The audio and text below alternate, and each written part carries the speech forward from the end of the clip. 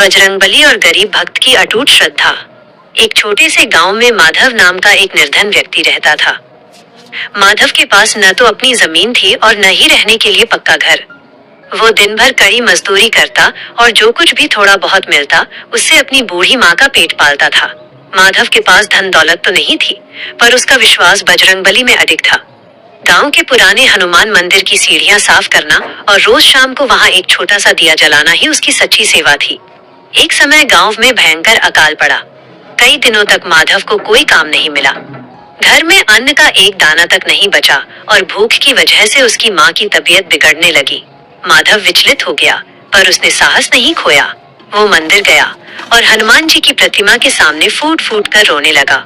उसने कोई शिकायत नहीं की, बस नम आंखों से कहा, हे महावीर, मुझे दुख सहने की शक्ति देना, बस मेरी माँ को इस हाल में मत छोड़ना। मैं तो आपका दास हूँ, आप जो भी करेंगे वो मेरे भले के लिए ही होगा। उसी रात जब माधव मंदिर के बाहर भूखा बैठा था, एक विशाल और तेजस्वी व्यक्ति वहां से गुजरा। उस व्यक्ति के कंधे पर एक बड़ी सी पोटली थी। उसने माधव के पास रुककर पूछा, भाई, क्या यहाँ पास में विश्राम के लिए कोई जगह है?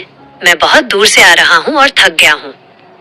माधव ने विनम्रता से कहा, महाशय, यहाँ कोई बड़ी धर्मशाला तो नहीं है, लेकिन अगर आप चाहें तो मेरे टूटे फूटे घर में विश्राम कर सकते हैं। भोजन तो बहुत साधारण होगा, पर प्रेम और आदर जरूर मिलेगा।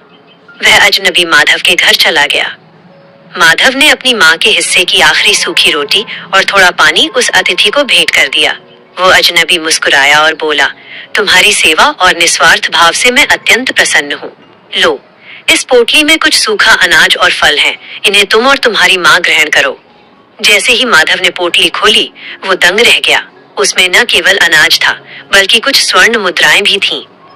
जब माधव कृतज्ञ होकर उस राहगीर का शुक्रिया अदा करने के लिए पीछे मुड़ा, तो वहां कोई नहीं था। पूरे घर का आंगन चमेली की दिव्य खुशबू से महक रहा था और उसकी बीमार माँ, जो उठ भी नहीं पा रही थी, पूरी तरह स्वस्थ होकर खड़ी थी। माधव समझ गया कि स्वयं बजरंगबली ने एक अतिथि के रूप में आकर उसकी परीक्षा ली और उसे संकट से उबारा। सच्चे मन से की गई पुकार कभी खाली नहीं जाती, क्योंकि भक्त के आंसू जमीन पर गिरने से पहले ही हनुमान जी उसे थाम लेते हैं। अगर आपको ये कहानी पसंद आई हो तो वीडियो को लाइक करें और हमारे साथ जुड़ने के लिए चैनल को सब्सक्राइब जरूर करें। कमेंट में हमें जरूर बताएं, क्या आपके साथ भी कभी ऐसा हुआ है जब संकट के समय भगवान ने किसी न किसी रूप में आकर आपकी मदद की हो?